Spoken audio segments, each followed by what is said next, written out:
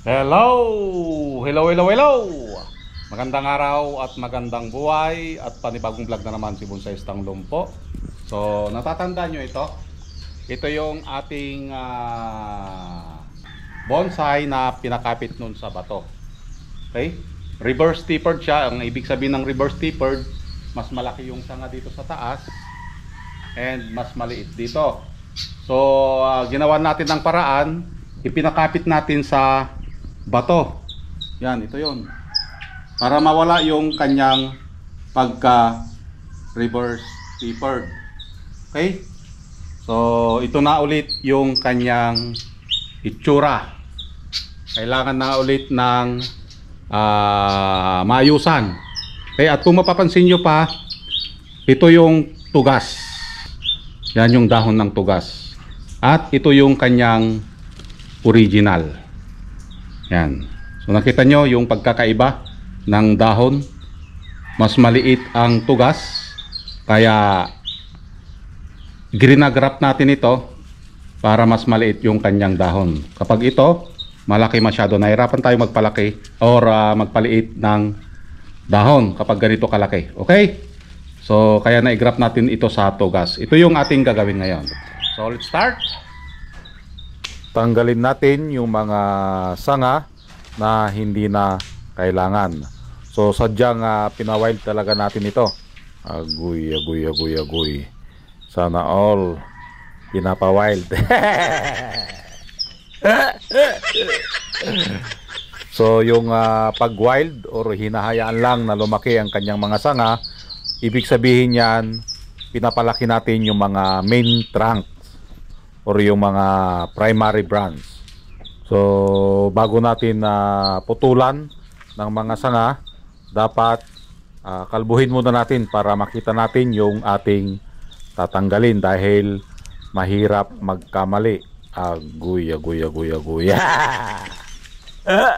Parang siya nagkamali na ibigin ka. So ganyan lang, kasi pag pinutol mo ang sanga at nagkamali ka, magpapatubo ka ulit. So kailangan malinis ito bago natin gupitan. Ayun. At kung mapapansin nyo, lahat ng mga bonsai pabalik-balik lang yung ating ginagawa. Okay? Tanggalin yung dahon and then linisan. Tanggalin yung mga sanga na hindi na kailangan para lumakas yung mga sanga na pinapalaki natin. So paulit-ulit lang na ginagawa natin ito. Parang yung ginawa niya. Agoy, agoy, agoy, agoy. Paulit-ulit ka lang niyang niloko.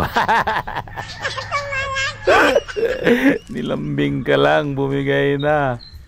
Ang tawag doon, marupok. Marupok. So tanggalin lang natin yan. Mag-umpisa na tayong dito. Putol ng mga sanga. So enjoy lang ang ating panunood hanggang sa maputol or matanggal yung mga dapat tanggalin na sanga.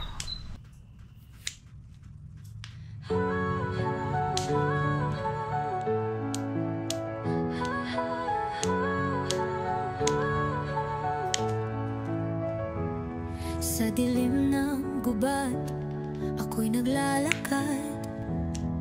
Scout ranger, ako sniper sa likod ng lakad. Kalaban ay harap-harapan, walang atrasan. Maski kamatay, hindi ko iniiwasan. Tinamaan man ako, di ako sumuko. Sugatan ng katawan pero buo ang puso. Buhay ko'y bonsai, maliit pero matatag. Bawat sugat, kwento ng isang tunay na tapan. Laban lang, walang iwanan. Tatako'y tapang puso't paninindigan. Bonsai Stang Lumpo, kahit saan itapoy. Tuloy ang laban kahit padurog, di guguho.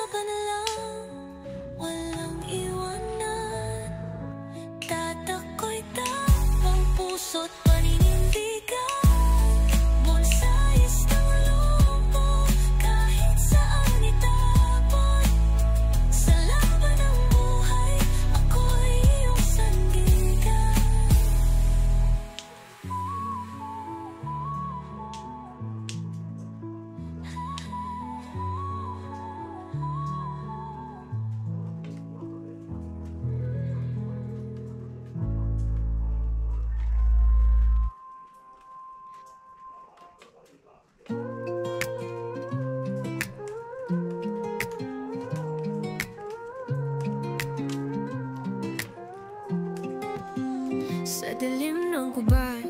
Ako'y naglalakas, ka-old ranger ako, sniper sa likod ng lakad. Kalaban ay harap-harapan, walang atrasan. Maski kamatayan, di ko iniiwasan. Di naman man ako, di ako sumuko. Sugatan ang katawan, pero buo ang puso. Buhay ko'y bonsai, maliit pero matatag. Bawat sugat kwento ng isang tunay na tapang. Labanan, walang iwanan. Tatakbo'y tapang puso. So yan guys, natapos na nating ayusan. Okay, ito na yung kanyang itsura ulit. So gumanda ulit ang ating halaman. Yan. So mayroon pa rin tayong pasilip dito sa part na ito. Yan. Yung negative space na ito, mayroon tayong nakikitang back branch. Yan. Okay, kahit nandito ka sa malayo, mayroon siyang nasisilip na sanga. Okay, ito yung reverse tapered noon dahil mas malaki ito, mas mataba kaysa doon sa kanyang baba. So para hindi mag-reverse tapered, okay, pinakapit natin sa bato. Yan. Kaya ito yung kanyang nagiging itsura ngayon. So nawala yung pagka reverse tapered niya. So kapalin na lang muna natin ang kanyang sanga para mas lalo itong gumanda. Yan. So gumanda na ulit ang ating halaman katulad ng may-ari. Okay. So maraming salamat at nasamahan nyo na naman si Bonsai Stang Lumpo. Hanggang sa muli. Bye bye.